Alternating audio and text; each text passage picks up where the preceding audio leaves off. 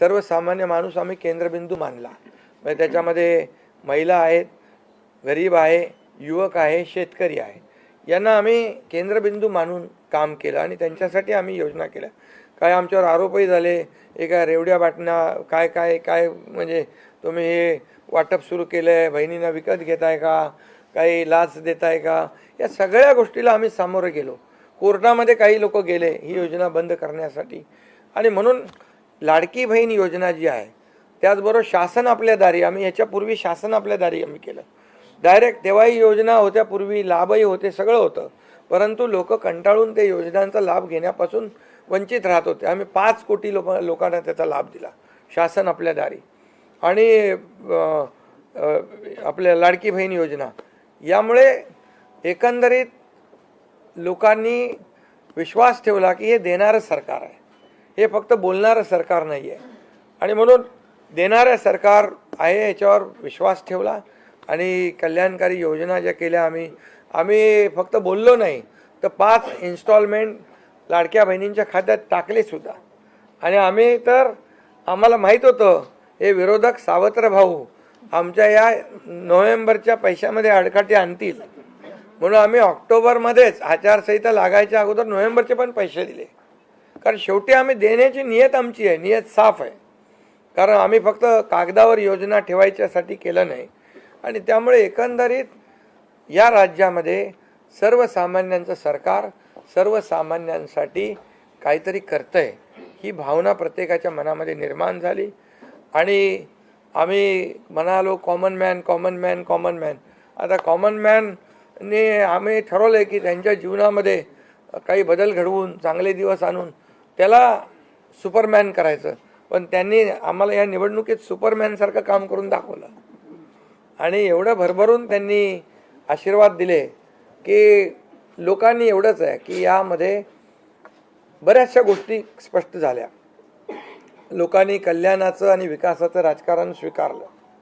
लोकांनी सुडाचं, आरोपाचं, द्वेषाचं राजकारण झिडकारलं.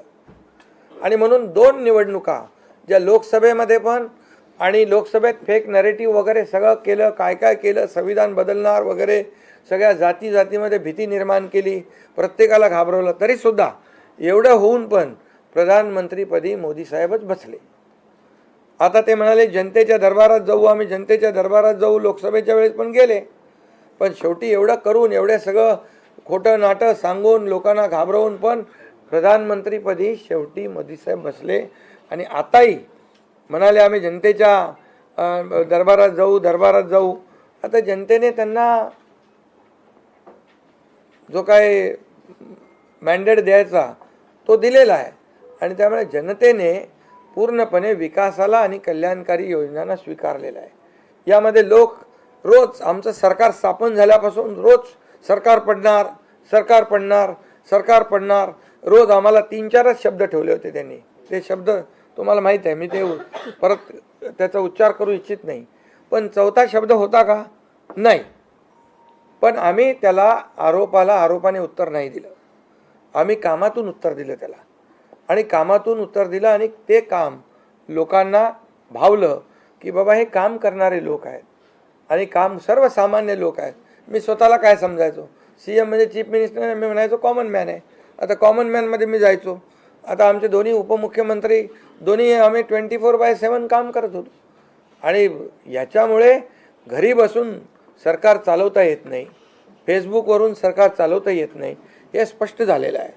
मतदानाची टक्केवारी वाढली, आमच्या लाडक्या बहिणींची टक्केवारी वाढली. आतापर्यंत महिलांचं टक्केवारी कमी असायची पुरुषांपेक्षा, पण यावेळेस ती टक्केवारी जास्त आहे.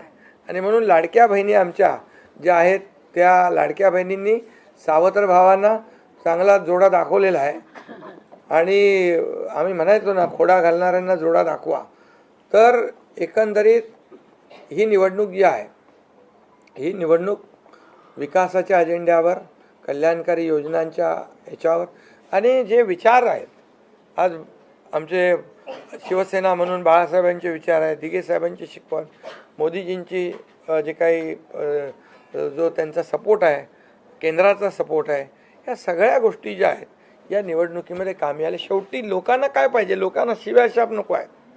लोकांना आरोप प्रत्यारोप नको आहे, लोकांना सुडाचं राजकारण नको आहे, लोकांना हवं आहे डेव्हलपमेंट हवं आहे आणि विकास विकास आणि विकास यावर आम्ही भर दिला. आणि आज त्यामध्ये किती आरोप केले, खोटे बोला, आपण रेटून बोला. आता अजितदादा मगाशी म्हणाले की तुम्ही पण काय काय ते बातम्या अशा सकाळी तर अशा बातम्या चालल्या होत्या की बोला आमचा काय कार्यक्रम होतो का काय, आमचा करेक्ट कार्यक्रम करायचं चालू होतं. तर याच्यामध्ये खूप चांगलं निर्णय झाला, चांगला एक आपला ऐतिहासिक विजय झालेला आहे आणि त्यामुळे खऱ्या अर्थाने आमची जबाबदारी वाढलेली आहे.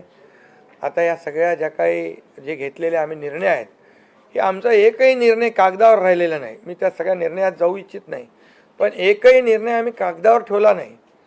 कुठली योजना आहे ती कार्यान्वित केली आम्ही.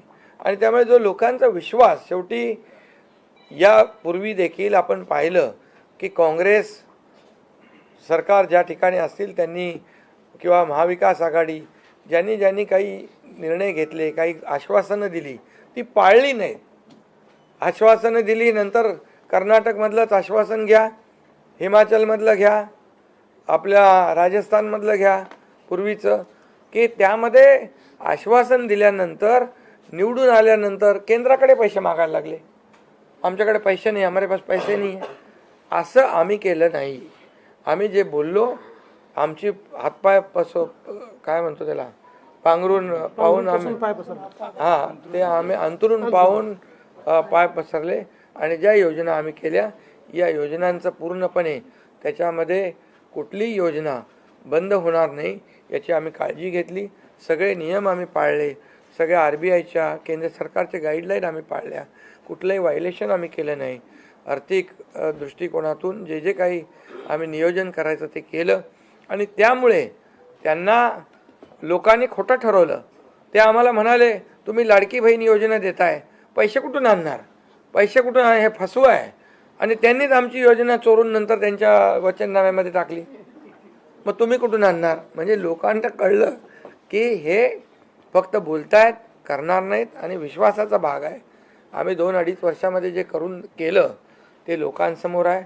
आम्ही कुठलंही काही याच्यामध्ये लपवाछपवी केली नाही. जे आहे ते स्पष्टपणे आम्ही मांडलं लोकांच्या समोर. लोकांच्या दरबारामध्ये आम्ही गेलो आणि लोकांना काम आवडतं, लोकांना विकास पाहिजे, लोकांना कल्याणकारी योजना पाहिजेत, ते आम्ही देण्याचा प्रयत्न केला आणि विकासाकडे या राज्याला नेण्याचा आम्ही प्रयत्न केला. यामध्ये केंद्राचा आम्हाला खूप मोठ्या प्रमाणावर सपोर्ट मिळाला. 10 वर्षामध्ये, मी तो आकडा अगोदर पण मी सांगितला होता, मनमोहन सिंग प्रधानमंत्री होते, 10 वर्षात राज्याला त्यांनी 2 लाख कोटी दिले. पण यावेळेस 10 वर्षामध्ये मोदीजींनी 10 लाख कोटी दिले. म्हणजे आताचं नवीन उदाहरण तर 76,000 कोटी वाढवण बंदर आहे, दिघी बंदर आहे, अशी म्हणजे डेव्हलपमेंटसाठी जे आहे, मग ते एअर कनेक्टिव्हिटी असेल, water connectivity, rail connectivity, road connectivity असेल, अनेक प्रकल्पांना जे काही पाण्याची योजना असतील आमच्या, त्या सगळ्याला खूप मोठ्या प्रमाणावर सपोर्ट केला आणि त्यामुळे आम्ही या राज्याला विकासाकडे घेऊन जाऊ शकलो आणि लोकांना कल्याणकारी योजना आम्ही देऊ शकलो. आणि लोकांना आम्ही याच्यामध्ये मतं नाही, आम्ही लोकांची मनं जिंकलेली आहेत. आज लोकांना शेवटी काय, विश्वास महत्त्वाचा आहे.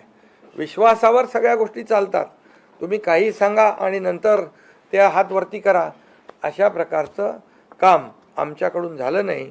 आणि त्यामुळे आम्ही काम करणारे लोक आहोत, कार्यकर्ते आहोत आणि म्हणून आम्ही 24/7 काम केलं.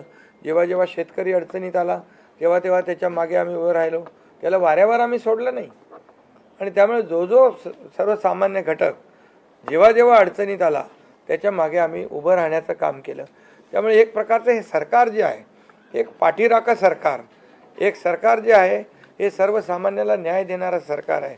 जनतेच्या पाठीमागे ताकदीने उभं राहणारं सरकार आहे. जसं आमच्या मागे केंद्र सरकार ताकदीने उभं राहिलं, तसं आम्ही जनतेच्या मागे उभे राहिलो. आणि म्हणूनच आम्हाला हा असा प्रचंड दैदिप्यमान हा विजय मिळालेला आहे. आणि आम्ही या विजयाचं श्रेय जे आहे आमच्या मतदारांना देतो, जनतेला देतो. जे आमचे महायुतीचे सर्व कार्यकर्ते आहेत त्यांनी मेहनत घेतली आहे त्या सगळ्यांना देतो. आणि म्हणूनच यापुढे जे काही काम आहे या जनतेच्या हितासाठी करणं एवढंच आमची जबाबदारी आहे. त्यामुळे पुन्हा एकदा मी आपल्या सगळ्या पत्रकारांना मनापासून धन्यवाद देतो, आपलेही आभार मानतो. आणि आता इथून पुढे तुम्ही खऱ्या चांगल्या बातम्या दिल्या तर तुमचा TRP वाढत जाईल. आमचे प्रकल्प जे आम्ही सुरू केलेत त्याच्या बातम्या द्या, लोकांच्या फायद्याचे जे प्रकल्प आहेत त्याच्या बातम्या द्या. वाचाळवीरांच्या बातम्या देऊ नका.